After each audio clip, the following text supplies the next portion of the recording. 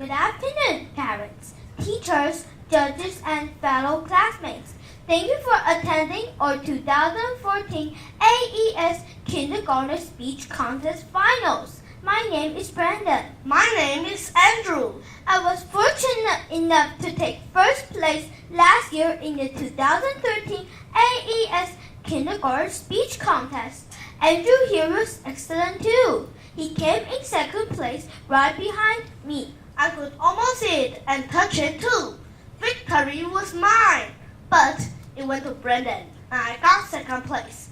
It's cool though. Second place is not bad, and Brandon really did a good job. I'm so proud of him. We both are very honored to be hosting this year's kindergarten finals. We know there are some amazing performances and some incredible stories. So sit back, relax, and enjoy the show. We would also like to remind everyone to please turn off their cell phones during the competition. Also, do not stand up or walk during the contest. Our contestants must not be disturbed or distracted. Thank you for your cooperation. Let the show begin. Let's welcome the first contestant. Hello everyone, my name is William, and today I'm going to tell you about my future dream. When I grow up, I want to be a monster. I will have 3 eyes and a green face. I will be very strong. I will be able to live a mountain. I will live in a house in Taiwan, so look out for me. Here is a poem called A Munching Monster by Marian Singer. A monster ate a monster lunch. A monster pie, a monster munch. A monster apple, a monster plum. The monster filled his monster tub. He licked a monster lollipop. He drank a bottle of monster pop. He chopped a monster chocolate cake and got a monster stomach ache. Ouch! Excuse me, I think I need to go to the bedroom. Thank you for listening. Good afternoon, everyone. My name is Vanessa. Today, I would like to tell you a story called The Princess and the Pea.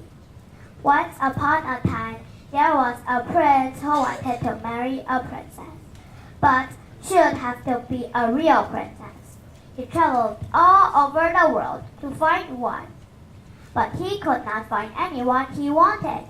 There were lots of princesses, but it was difficult to find out that they were real ones. So he came home and was very sad because he wanted to have a real princess. One evening, a terrible storm came. There were thunder and lightning, and the rain poured down. Suddenly, a knocking was heard at the castle gate. The old king went to open it. It was a princess standing out in front of the gate, but because of the rain and wind, she looks terrible. She was soaked to the bone and dripping wet, but she said that she was a real princess. We will find out if she's a real princess, thought the old king, but he said nothing. He went into the bedroom, took all the sheets off of the bed, then laid the pea on the bottom. Then he took 20 mattresses and laid them on the pea. He went back and told the princess that her room was ready. The princess thanked him and climbed on top of the 20 mattresses. The princess had to lie on this all night. She tossed and turned the whole night. In the morning, she was asked how she had slept. Oh, very badly, she said. I barely closed my eyes all night. Heaven only knows what was in the bed, but I was doing something hard. It was horrible. Now they knew that she was a real princess because she had felt the pea right through the 20 mattresses. Nobody but a real princess could be as sensitive as that. The prince knew what he should do. The prince and his princess were married quickly and they lived happily ever after. I hope you enjoyed my story. Thank you. Good afternoon, everyone. My name is Alexa. Today, I am going to tell you about my future dream. My future dream is to be a doctor. We live in a modern world now, but there was a time when there were little or no opportunities for girls to be doctors. Many women have played important roles in medicine throughout history and continue to do so on a daily basis. In 1849, Dr. Elizabeth Blackwell was the first woman to be awarded a degree in medicine. More recently, in 1998, Dr. Nancy Dickey was named the first woman director of the American Medical Association. I may be a famous doctor one day too. Thank you. Good afternoon, everyone. My name is Nina. Today, I'm going to tell you a story called Friends. Bunny Rabbit lived in the forest. He had many friends. He was proud of his friends. One day, Bunny Rabbit heard the loud barking of the wild dogs. He was very scared. He decided to ask for help. He quickly went to his friend Deer. He said, "Dear friend, some wild dogs are chasing me. Can you chase them away with your sharp antlers?" Deer said, "That is right. I can, but now I'm busy. Why don't you ask Bear for help?" Bunny Rabbit went to the bear. "My dear friend, you are very strong. Please help me. Some wild dogs are after me. Please chase them away." He requested the bear. Bear replied, "I am sorry. I'm hungry and tired. I need to find some food. Please ask the monkey for help." Poor Bunny went to the monkey, elephant, goat, and all his friends. Bunny felt sad that nobody was ready to help him. He understood he had to think of a way out. He hid under the bush. He lay still until the wild dogs went on their way. Thank you. Good evening, everyone. My name is Vincent. Today, I would like to tell you a story about two mice from very different worlds. I hope you enjoyed my story, called The Country Mouse and the City Mouse. Once, there was a mouse who lived in the country, invited a mouse from the city to visit him. When the city mouse sat down to dinner, he was surprised to find out that country mouse had nothing to eat except barley and grains. "Really," he said, "you do not live well at all. You should see how I live. I have all sorts of fine things to eat every day. You must come and visit me in the city and see how nice it will be to live in the city." Country Mouse was glad to do this, and after a while, he went to the city to visit his friend. When the Country Mouse went to the city, he saw all of the food that the City Mouse had. Country Mouse thought that he had never tasted anything so delicious in his life. City Mouse took his little friend down to the cellar stairs and to a big cupboard where there were many shelves.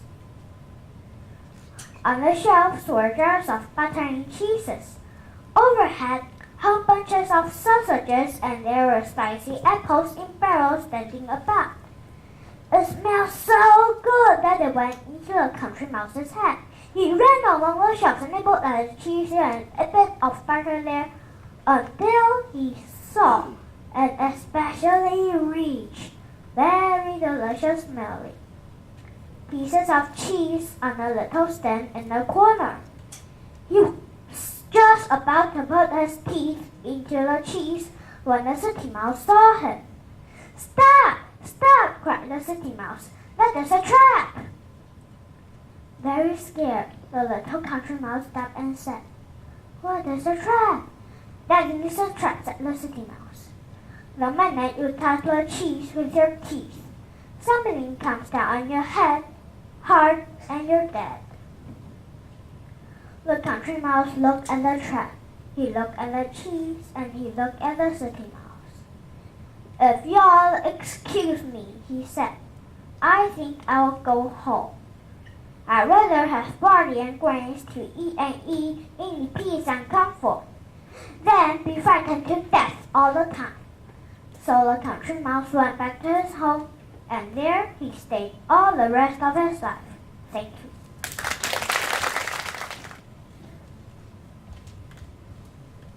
Good afternoon, ladies and gentlemen. My name is Amrita. Today, I would like to share a story with you. The title of the story is Lion and the Mouse. Lion and the Mouse. One afternoon, when the lion was taking a nap, a little mouse was playing with lion's whiskers and woke the lion. Lion cut the mouse with his paw and picked up the mouse and said, What is this? A mouse? Do you know who I am? Oh, yes, mighty king. I am so sorry to wake you up. Please let me go, said the mouse. Why should I let you go? Said the lion. If you let me go, I promise to help you one day, said the mouse. This made the lion laugh. How can a mouse like you help me, the king of the forest? I don't know, but I can be a good friend, said the mouse. Lion let the mouse go because mouse makes lion laugh. After a few days, when the lion was taking a nap, a huge net fell over him. Hunters! Lion tries to get out, but the net is too strong, and he cannot get out. So the lion yelled for help. Help! Help! Can anyone help me? But no one came, except the little mouse. The lion was happy to see the mouse, but he didn't think the mouse can help him get out of the huge, strong net. Little mouse started chewing on the rope, and slowly, one by one, the mouse chewed through the rope. After a long time, the mouse freed the lion, and they ran away together. The lion was happy that mouse helped him, so he said to the mouse, I will be your friend forever. Thank you for listening.